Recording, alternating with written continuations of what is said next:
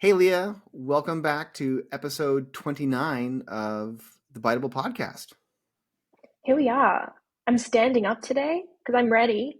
I'm ready to fight the robots. I'm ready to stand up to the robots for my job.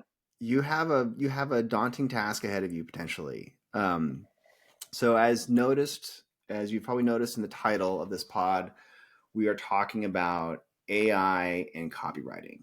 And, just for a little bit of context, AI took the world by storm a year ago. A couple weeks ago, it kind of resurfaced after things kind of calmed down a little bit, maybe, but it's hmm all over the news with, Sam Altman and OpenAI board and all that CEO drama, right? And while all of that is interesting on a number of different levels, all of that drama really doesn't have an impact on those of us in the trenches who are tasked with doing more with less hmm and, still seeing if AI can help marketers do their jobs on a daily basis. And one of It, those daily jobs that I think about marketing is copywriting. And admittedly, I'm a very bad copywriter. And Leah, every day I am continually impressed by your copywriting skills. And I thought it'd be interesting for us to just chat about, like, do we think AI can or will ever replace a human at what I consider the all important task of connecting with people, excuse me, through words? yeah. I mean, I am a copywriter. That's why I'm good at it. It is my profession. So obviously I have a horse in this race, You right? I do. have a horse in this race. And I think we have an interesting perspective because we were pretty early adopters of this whole thing, which by the way, I feel like it needs to be acknowledged how wild it is that it's been a year basically since ChatGPT launched. And 2 years ago, we would have thought this was the most wild thing on the planet. And now I feel like we've all kind of just gotten used to it. But it is wild what you can do with AI at the moment. Like it's really pretty good to the point where we're having this conversation of is it good enough to replace people? Mm-hmm. Um, and so yeah, like I said, I obviously have a horse in the race, but I do think it's worth saying that kind of no matter what your profession, you've got to be like open to rolling with the technological punches because it comes for everyone. Like even surgeons have to like keep up with new things or you're going to get left behind, you know. You got Yeah. to you got to jump on that train, you're going to get left behind. Because Oh, yeah. I do see copywriters like on LinkedIn, etc., who are like I don't touch AI. I haven't looked at it and I never will. It's like I'm impressed by your like devotion to the craft, but it feels like you kind of need to get on board with it. If it's not going to replace us, you need to be using it as a tool to like add value and to add efficiency and speed to what you're doing. Because Yes. otherwise, you're going to be like so far behind the rest of us. Because, like I said, we jumped on it pretty quickly. Yeah. And I think, I listen to a bunch of other podcasts like a lot of people do, obviously, and there's a lot of talk about AI and using it in your daily job, and there's talk about like how much more effective it makes you, right? And the thing Mm-hmm. that I hear the most is like it makes a regular engineer a 10x engineer or a 10x developer, right? Or whatever it is, right? And they'll say like, "Oh, it makes you 30% more productive," right? Or, increases efficiency by 30%. And that number keeps being bandied about. I don't know where it's coming from necessarily, but maybe it's just this anecdotal number. But regardless, to your point, I think no matter what you do, you need to be paying attention to what AI can do so that you aren't left behind, Absolutely. right? Yeah. You need to be able to figure out how do I incorporate it into your work. And so, I mean, it's literally everywhere you look, Notion, Grammarly, Hootsuite, um, I mean, all these other apps are using it and they're embedding it in different ways. Some are thin implementations, some are thicker or deeper into their product, right? But I think from a marketing perspective, I think the things maybe we can just talk about a couple of different things about maybe how we've used it and what we think the benefits or the pros and cons are of each of these instances. But um, maybe this is the first one that we've tried before, is like a blog article, right? Mm-hmm. And you can come up with a bunch of different prompts, and engineer different prompts for ChatGPT or these other platforms, to create a brand new article for you. There are like layers that sit on top of ChatGPT, like Chrome extensions that like have prompts, and you just put in the keyword and the URL that you're trying to beat, and it will generate this human generated, or uh, human like article. Mm-hmm. But in my experience, those articles are either wrong, like factually wrong, or they're just plain out bad. And I'm just wondering, like, what's your experience and what's your perspective on that? Yeah. I mean, it'll become very clear over this podcast that I don't think ChatGPT is a very good copywriter. Now, at the moment, as it stands, Mm-hmm. I've never been like, wow, what a great article or what a great phrase that you've chosen there, ChatGPT. It's still like kind of a painful experience for me to read what it writes. Yeah. But we did start with blog posts, like you said, because we're a pretty small team, and we were like obviously going to jump on the opportunity to make my life easier and maybe increase our output with AI. So we looked into it pretty quickly, and we've done it a little bit. I would say I typically end up writing most of it, but Yeah. it's helpful for outlining. It's helpful for coming up with ideas for things.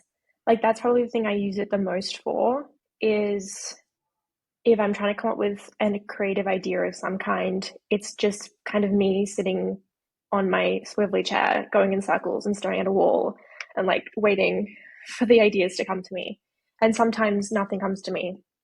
And I'm in a different time zone to everyone else. We're a very small team. I don't really have a group of people I can go to and be like, let's collaborate, let's bounce ideas off of each other.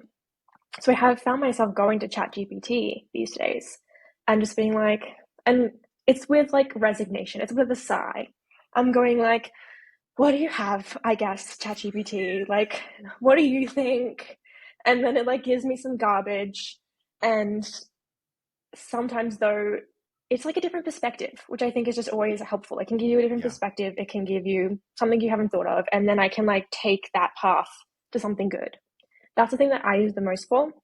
I think the thing it's probably the best at is, and could probably take the job of someone if this was their job, is if you're writing something tedious, but that's like formulaic or like Yeah. templated.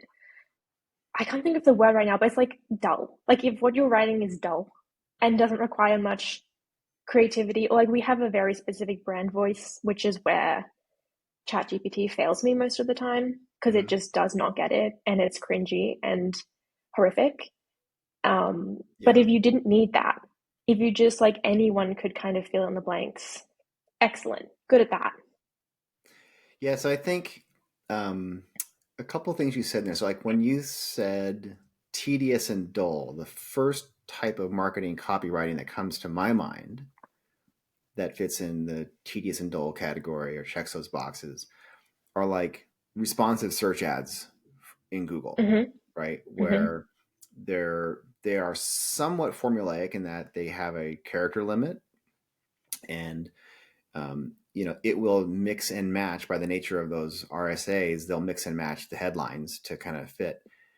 Um, I think I've used in the past to say like, hey, give me 30 ideas for headlines that meet these criteria for this page, whatever, right? But most of them I'll get 30 responses or answers generated by ChatGPT, and I'll get like maybe two of them are okay if I edit them. Yeah. I don't know if that's a failing of me or the bots at the moment, but I agree with you. I think that's a good place to start, but I don't think that it has very good um, copywriting skill at the moment to really connect with somebody. And Yeah, so, there's a lot more that it can't do than it can do right now, I would say for sure. yeah, now, I mean, like, this isn't just supposed to be this, OpenAI, ChatGPT, bash party here. Because I think, relatively speaking, it's early on, right? It's very impressive. It's very impressive for what it can do. I mean, I've seen some of the things that I've done that I'm like, wow, like that's really impressive. But I think, and we'll talk a little bit later maybe about some use cases where we think it does work really well. But in terms of copywriting, I'd love to get your take on this. The thing that's always missing for me is like you and other copywriters will have amassed insight around a specific brand, right? Hmm. Unless you've trained some LLM for your own chat GPT, right? On your brand voice and your customer and your target personas. The thing that's always missing for me, the biggest one, is like the empathy for the customer, right? Which I think is Yeah, super important. I mean, like, do you think we'll ever get to a point where it will, AI will be able to like have empathy for our audience or your I customer, your hope target not. audience? I hope not. I think at that point the robots are taking over. I don't think robots are supposed to have empathy. That's a scary place to be. But it's one of the huge things I think that makes it not the best copywriter is like, can a robot put itself in the shoes of your customer? And Yeah. I think the answer to that is hopefully no. So, Um, I think along the lines of I agree with you. Like I mean I should never say never, right? But like right now I have a hard time envisioning the AI models getting so good that they clearly understand your target audience and your target personas unless you train them like crazy on that, right? yes. To have that empathy. The one thing that I have seen though in just playing around with it, they can, with enough information out there, they can kind of figure out the brand voice in some cases for some brands. Yeah. I think if you have, I think there are some voices that are easier to explain. Yes. It doesn't get ours right ever. Like I'll give it examples. I'll say like I'll try and describe it. I'm like it's witty, it's friendly, but it's informative, it's fun, and it just gives like the most cringe answer ever. But Yeah. I think I was saying this to you. One of the big things for me is that when you're asking AI to write copy, the things it's considering are, does my answer match the prompt? That's kind of it. So Mm-hmm. again, it's very much what you're putting into is what you're going to get out of it. But like the things a copywriter is considering, there's like a million of them. It's like, does it match our brand voice? Does it match our overall like company messaging and positioning?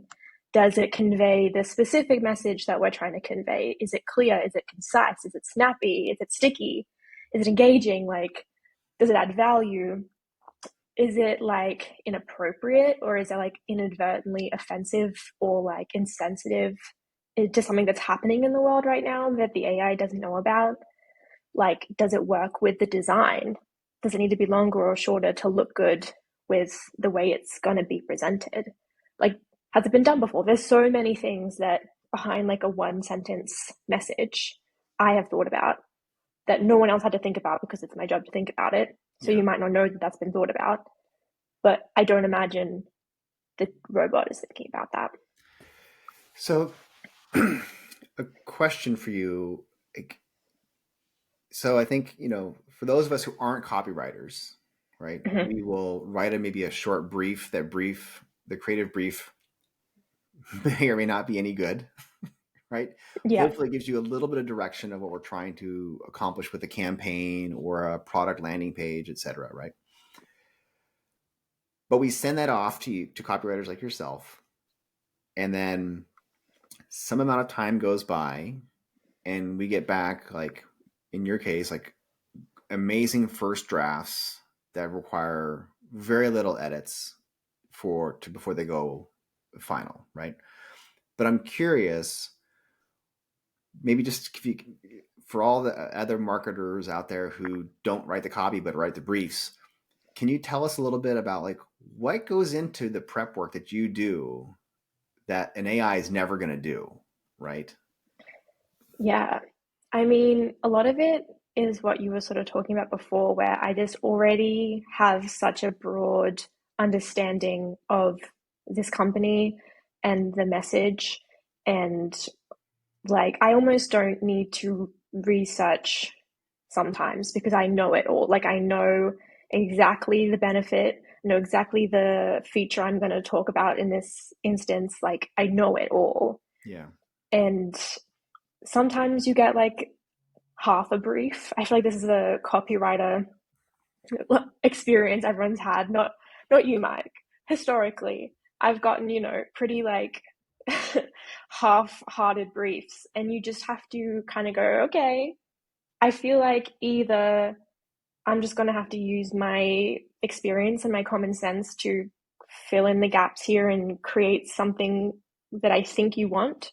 Or sometimes it's, I don't think you want what you think you want. And I think I know what you actually want. And so Mm-hmm. you say, I hear what you've said, and I'm going to incorporate as much of that into it that I think you'll want. But here's something different that's better. And usually it's fine. Usually no one even mentions that I've changed the brief because it's just like one of those things that you get a feel for it. Like you said, there's something human to good copywriting. I think, often what makes you want to like click or buy something is like weirdly human. It's like a psychological thing because good copywriting involves human emotion and it also like plays on it.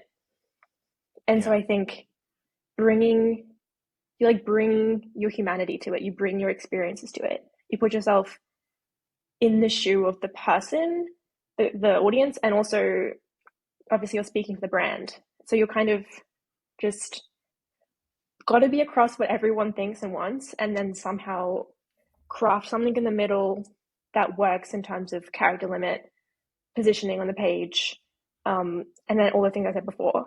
Is it snappy? Is it witty? Is it concise? Is it, all these millions of other things? Yeah. And then hopefully does none of that show on the page because it just looks really easy and like communicates the thing that I wanted super clearly. Yeah. You know, kind of anecdotally, I've talked to a couple of former colleagues who are also responsible for, content creation for not only their website in some cases, but another colleague of mine, she is at an agency. And so she's constantly working with a bunch of different clients. And I asked her, like, what are you doing for those other clients? Are they pushing you to use AI? Are they pushing you? Are you getting pressure from them to like lower your rates or their costs? Because like this last year, everyone in B2B is like really kind of getting cost conscious. And I'm like, what's your approach there? And she was like, we tried it, but we would never try to pass off an article written solely by AI for the purposes of like a blog or a product page for SEO purposes, right? For a Yeah. client. And they would, she was very clear, like they wouldn't say that it was written by a human and then not be written by a human, but like they wouldn't even send it over because it would hurt the client, it would hurt their reputation. And they just Yeah. wouldn't do it yet. But they're trying it, but not good so far. Yeah, and I think, I don't know if we've said this yet, but I think a huge part of it is the amount of human oversight you need to get anything good out of it is so hefty right now. Like it's not like a CEO or a creative director could just fire their copywriters because they're like, I'll just get AI to do it and I'll lightly edit it. It's like you have to basically know exactly what you want to get it out of AI for starters, and then you have to edit it pretty heavily at the end. So it's still a slog to, as someone who has seen a blog article written by ChatGPT, it's not like the easiest task. It's very much like good try, ChatGPT. Thank you, ChatGPT. I appreciate the attempt. Let me completely rewrite this whole thing. Yeah, I mean, we could probably keep going on and on, but I think we would come back to the same conclusion that I think, the question that we're trying to answer today is, do we think AI is going to replace human copywriters? And I think my answer today is like, I'm not looking to get rid of any human copywriters. And I don't think it's Yay. going to happen widely yet in quite Yeah. some time. So, Yeah. I think the answer is definitely not yet. And I don't see how they could be completely replaced ever. yeah. But we'll see what happens. Yeah. Well, I think I'm in the no camp that it's not going to happen.